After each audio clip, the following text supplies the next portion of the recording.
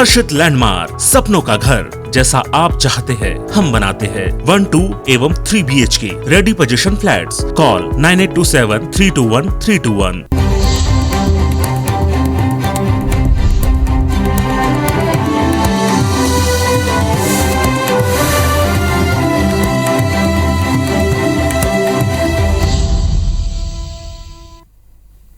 नमस्कार, मैं हूं आकांक्षा और आप देख रहे हैं IBC 24। मेरा मध्य प्रदेश में आप सभी का स्वागत है। बुलेटिन में सबसे पहले बात करेंगे मध्य प्रदेश में उपचुनाव के दंगल की।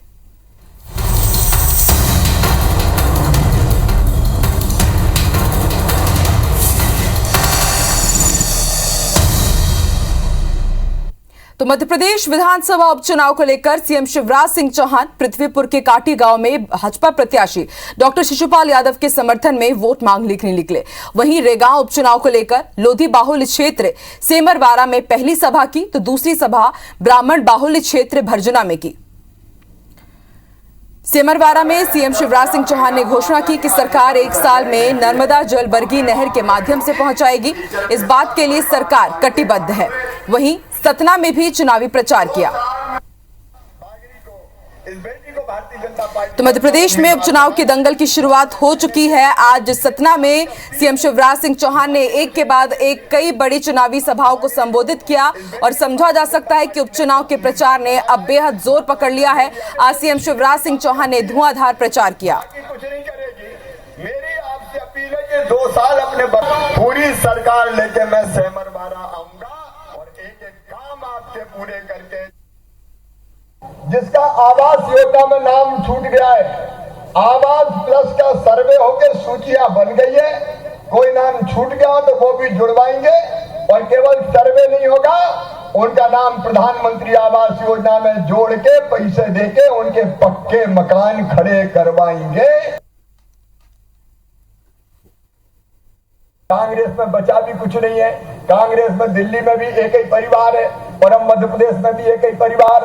कांग्रेस के अध्यक्ष कमलनाथ, मुख्यमंत्री बने तो कमलनाथ, नेता प्रतिपक्ष बने तो कमलनाथ, स्टार प्रचारक बने तो कमलनाथ, युवाओं को नेता नकुलनाथ, बाकी कांग्रेस हो गई है ना। करने वाले मध्य प्रदेश के मुखिया। आप तस्वीरें देख रहे थे, ये तस्वीरें हैं उपचुनाव के दंगल की। सीएम शिवराज सिंह चौहान भाजपा प्रत्याशियों के पक्ष में ताबड़तोड़ एक के बाद एक चुनावी सभाएं कर रहे हैं, संबोधित कर रहे हैं और इस दौरान उन्होंने कांग्रेस पर जमकर निशाना साधा, पूर्व सीएम कमलनाथ पर भी जमकर निशाना साधा। आपको बता दें, आज पृथ्वीपुर और रेगांव क्षेत्र पहुंचे थे सीएम शिवराज सिंह चौहान और वहां पर उन्होंने चुनावी सभाओं को संबोधित किया और बीजेपी प्रत्याशियों के पक्ष में वोट मांगे। मैं प्रयास नहीं करूंगा, मैं तो काम आपके पूरे करके जाऊंगा। तो आइए मेरे प्रिय बहनों और भाइयों, मेरे साथ दोनों हाथ ऊपर उठा के। लाखों करोड़ों जिलों में राज करने वाले मध्य प्रदेश के मुखिया, हम सबके नेता आदरणीय मुख्यमंत्री शिवराज। कांग्रेस में बचा भी कुछ नहीं है। कांग्रेस में दिल्ली में भी एक ही परिवार है और हम मध्य प्रदेश में भी एक ही परिवार। कांग्रेस के अध्यक्ष कमलनाथ, मुख्यमंत्री बने तो कमलनाथ, नेता प्रतिपक्ष बने तो कमलनाथ, स्टार प्रचारक बने तो कमलनाथ, युवाओं को नेता नकुलनाथ, बाकी कांग्रेस हो गई है ना।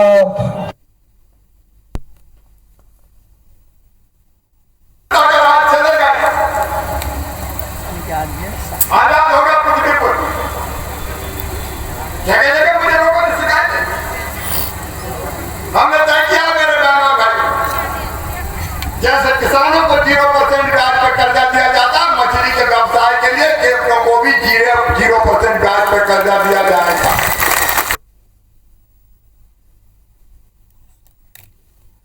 जिसका आवास योजना में नाम छूट गया है, आवास प्लस का सर्वे होकर सूचियां बन गई है। कोई नाम छूट गया हो तो वो भी जुड़वाएंगे और केवल सर्वे नहीं होगा, उनका नाम प्रधानमंत्री आवास योजना में जोड़ के पैसे देके उनके पक्के मकान खड़े करवाएंगे। ओरछा के पृथ्वीपुर में आयोजित जनसभा में पूर्व मुख्यमंत्री कमलनाथ ने राज्य सरकार पर जमकर निशाना साधा। उन्होंने कहा कि बुंदेलखंड की इतनी बड़ी योजनाएं थी, कहां गया ये पैसा? 15 साल में पृथ्वीपुर क्षेत्र को क्या मिला? सीएम शिवराज सिंह चौहान पर तंज कसते हुए उन्होंने कहा कि जो मांगोगे दे देंगे, जेब में नारियल लेकर चलते हैं, जहां मौका मिला फोड़ देंगे। हमसे 11.5 महीने का हिसाब मांग रहे हैं। उन्होंने कहा कि कांग्रेस की सरकार आएगी तो वो असली लोकायुक्त बनाएंगे। पूर्व मुख्यमंत्री ने पुलिस प्रशासन को चेतावनी देते हुए कहा कि याद रखिएगा, 2 के बाद 3 भी आएगी। आरोप लगाया कि जो बीजेपी की मदद ले रहे हैं उसका पूरा हिसाब किताब लिया जाएगा। भ्रष्टाचार में नंबर 1। आप जानते हैं शिवराज जी, बुंदेलखंड की इतनी बड़ी योजना थी, कहाँ गया ये पैसा? मैं तो पूछना चाहता हूँ, कोई बता सकता है कहाँ गया? कांग्रेस की सरकार आएगी, हम एक असली लोकायुक्त बनाएंगे, ये नकली लोकायुक्त नहीं बनाएंगे। मध्य प्रदेश उपचुनावों के लिए एक बार फिर से प्रदेश कांग्रेस अध्यक्ष और पूर्व सीएम कमलनाथ ने हुंकार भरी है। कमलनाथ ने ताबड़तोड़ सभाएं की और अब उनकी बैठकें भी शुरू हो चुकी है। कांग्रेस नेताओं का दावा है कि अब पृथ्वीपुर की चुनावी तस्वीर साफ हो चुकी है, जीत कांग्रेस की ही होगी। बता दें कि पृथ्वीपुर के बाद कमलनाथ रेगांव, जोबट विधानसभा और खंडवा लोकसभा सीट पर अगले 3 दिन के अंदर बड़ी सभाएं करने वाले हैं। कांग्रेस को उम्मीद है कि कमलनाथ सरकार के सुशासन से पार्टी सभी उपचुनाव दमदारी के साथ जीतेगी। उधर बीजेपी नेताओं का दावा है कि उपचुनावों में कांग्रेस सरकार की नाकामियों का फायदा पार्टी को मिलेगा। कांग्रेस पार्टी जब से ये उपचुनाव हुए हैं निरंतर भारतीय जनता पार्टी से आगे है। टिकट हमने पहले दिए, प्रभारी हमारे पहले नियुक्त हुए, काम हमारा पहले से चल रहा है और हम हमारी रणनीति से चुनाव लड़ रहे हैं। माननीय कमलनाथ जी पूरी सक्रियता और नज़र बनाए हुए हैं। कमलनाथ जी का एक विधानसभा में एक दौरा होता है और शिवराज जी के एक विधानसभा में 5-5, 6-6 दौरे होते हैं और इसलिए इसकी उससे कोई तुलना नहीं की जा सकती है। मध्य प्रदेश में उपचुनाव के मद्देनजर बीजेपी ने अपने आगामी कार्यक्रम तय कर लिए हैं। बीजेपी 21 अक्टूबर को उपचुनाव के क्षेत्र में जनसंघ का स्थापना दिवस मनाने जा रही है। इसके लिए थीम तैयार की गई है, जिसके तहत सभी बूथों पर कार्यक्रम आयोजित किए जाएंगे। वहीं चुनाव प्रबंधन समिति के संयोजक भूपेंद्र सिंह के कार्यक्रमों को लेकर रणनीति तैयार की गई है। जनसंघ के स्थापना दिवस के मौके पर बीजेपी हर बूथ पर कमल की रंगोली बनाकर दिया जलाएगी। इसके अलावा बूथ स्तर तक प्रबुद्ध जनों के सम्मेलन को आयोजित किया जाएगा। उपचुनाव में बीजेपी ने अपने केंद्र नेतृत्व के चुनाव प्रचार कार्यक्रम भी तय कर दिए हैं। दीपक से कमल तक की हमारी जो यात्रा है, इसके प्रतीक चिन्ह के रूप में सभी बूथों पर कमल का चिन्ह बनाया जाएगा और कमल के चिन्ह के बीच में दीपक रखा जाएगा। इस तरह से कार्यक्रम का स्वरूप होगा। मध्य प्रदेश में उपचुनाव होने वाले हैं और इसकी तैयारियां बीजेपी ने जोर शोर से शुरू कर दी है। बीजेपी यूथ को अपने पक्ष में करने के लिए खास प्लान तैयार कर रही है। बता दें कि बीजेपी ने 20 अक्टूबर से 2 नवंबर तक उपचुनाव के क्षेत्र में हर बूथ पर 20 यूथ तैनात करने का प्लान बनाया है। बीजेपी ने इस अभियान को एक मतदान 20 जवान का नाम दिया है। वहीं अभियान को पूरा करने के लिए बीजेपी के युवा मोर्चा मतदाताओं को घर से लेकर बूथ तक जाएंगे। पार्टी ने इस बार नारा दिया है कि 1 बूथ 20 यूथ, एक मतदान पर 20 नौजवानों की तैनाती हो, वहां कार्यकर्ता काम करें और चुनाव में पार्टी के पक्ष में लोगों को जागरूक करें और लोगों को मतदान के लिए प्रेरित करें। कांग्रेस ने उपचुनाव में बीजेपी को घेरने की तैयारी शुरू कर दी है। कांग्रेस सावेर में शिवराज सरकार के खिलाफ प्रदर्शन करने जा रही है। बता दें कि सावेर विधानसभा के विधायक मंत्री तुलसीराम सिलावट हैं, जिन्हें खंडवा लोकसभा उपचुनाव का प्रभारी भी बनाया गया है। लिहाजा कांग्रेस सावेर के जरिए बीजेपी नेताओं को घेरने की कोशिश कर रही है। दरअसल उपचुनाव के दौरान क्षेत्र के विकास के लिए कई योजनाओं की घोषणा की गई थी, लेकिन अब तक योजनाएं जमीन पर नहीं उतरी है, जिसे लेकर कांग्रेस अब हल्ला बोलने वाली है। इधर बीजेपी ने कांग्रेस के आंदोलन को लेकर कहा है कि कांग्रेस सावेर में खत्म हो चुकी है।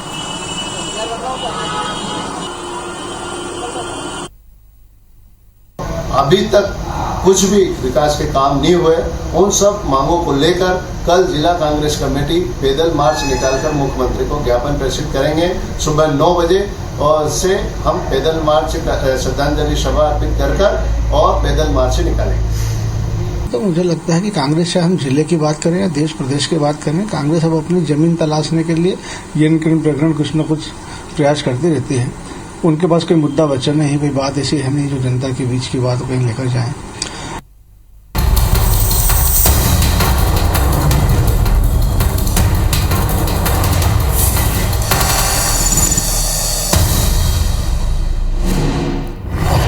बीच बड़ी खबर आपको बता दें, इटारसी जंक्शन के आरपीएसएफ बैरक में गोली चली है और बताया जा रहा है कि घटना में 4 जवान घायल हुए हैं। आरपीएसएफ के घायल जवानों को रेलवे अस्पताल भर्ती कराया गया है।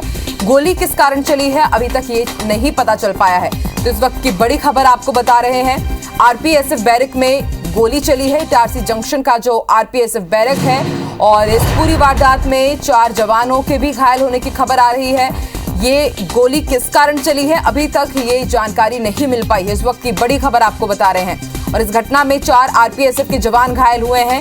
सभी को रेलवे अस्पताल इटारसी में भर्ती कराया गया है और उन सभी का इलाज जारी है।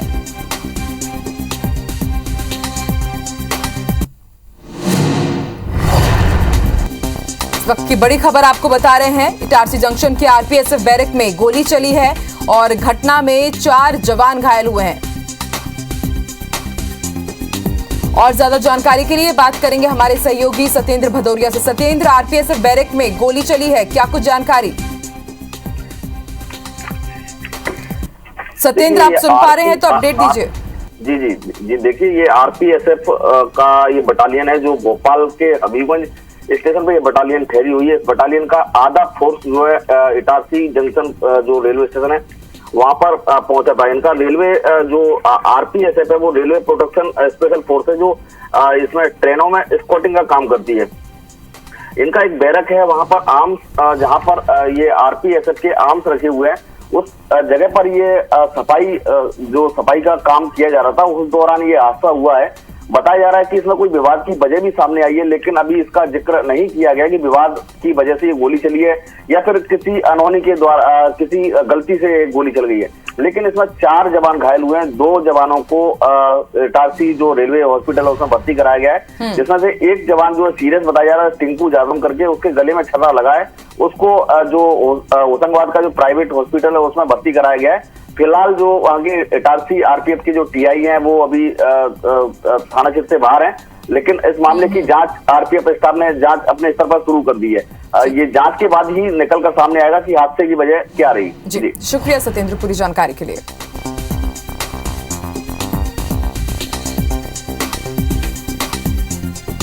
देखते हैं अब तक की बिग न्यूज।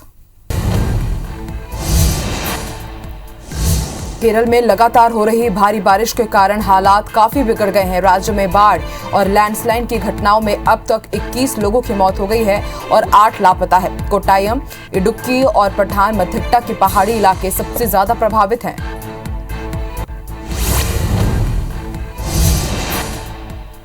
पीएम मोदी ने केरल के सीएम से बात कर बाढ़ से निर्मित हालातों का जायजा लिया है। इसके बाद प्रधानमंत्री नरेंद्र मोदी ने ट्वीट करते हुए लिखा कि घायलों और प्रभावितों की सहायता के लिए वो जमीनी स्तर पर काम किया जा रहा है जो सभी के लिए जरूरी है। मैं सभी की सुरक्षा के लिए प्रार्थना करता हूं।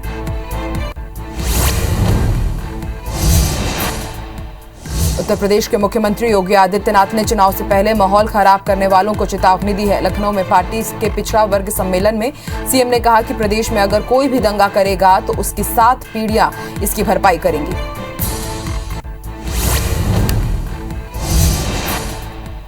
कांग्रेस के वरिष्ठ नेता कपिल सिब्बल ने मोहन भागवत और केंद्र सरकार पर निशाना साधा है। उन्होंने कहा कि केंद्र सरकार जम्मू कश्मीर को सुरक्षित करने में विफल रहा है, वहां लगातार हिंसक घटनाएं हो रही है। कपिल सिब्बल ने सर संचालक से पूछा कि जम्मू कश्मीर में क्या विकास हुआ है।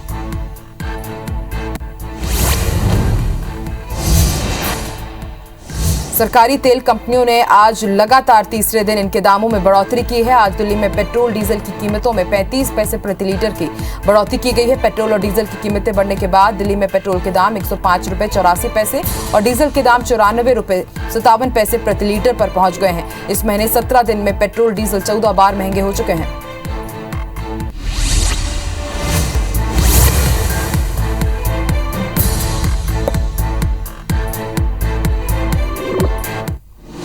बड़ी खबर आपको भिंड से बता दें, जहां खदान की मिट्टी धसकने से मां बेटी की मौत हो गई है। खुदाई के दौरान ये दर्दनाक हादसा हुआ है। असवार थाना क्षेत्र के गिरवासा गांव की एक घटना बताई जा रही है।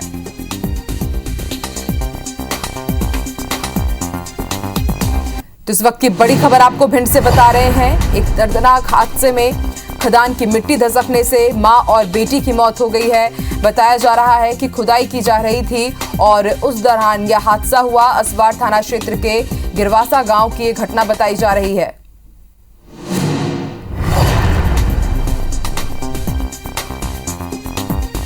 इस वक्त की बड़ी खबर भिंड से आपको बता रहे हैं, जहां खुदाई के दौरान खदान धसकने से मां और बेटी की मौत हो गई है। खदान की मिट्टी धसकी और उसके कारण मां और बेटी की मौत हो गई है। भिंड से इस वक्त की बड़ी खबर।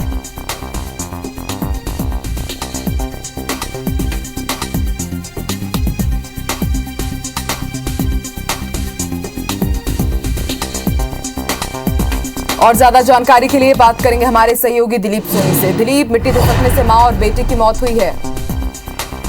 देखिए, मैं आपको बताता हूँ, ये लार थाना क्षेत्र के अंतर्गत पूरा जो घटना है, जो गिरवासा गांव है, यहाँ पर दादी और उसकी एक पोती थी 7 साल की, से घर में के काम के लिए मिट्टी लेने के लिए खेतों में गई हुई थी। तब खेतों के पास एक मिट्टी का एक बड़ा सा टीला है, उसको खोद रही थी। खोदते समय एक बड़ा जो हादसा हुआ है, उसमें मिट्टी का टीला तो धसकने से उसमें जो दादी और उसकी जो पोती है उसमें दब गई है 7 साल की, जिसकी उसी घटनास्थल पर उसकी मौत हो गई है। और हालांकि पुलिस की मौके पर पहुंच गई थी। उसकी दर्दनाक मौत होने के बाद उनको शवों को बाहर निकाल दिया, पोस्टमार्टम के लिए भेज दिया गया है। शुक्रिया दिलीप पूरी जानकारी के लिए। एक और छोटे से ब्रेक के लिए रुकेंगे, आप बने रहिए हमारे साथ।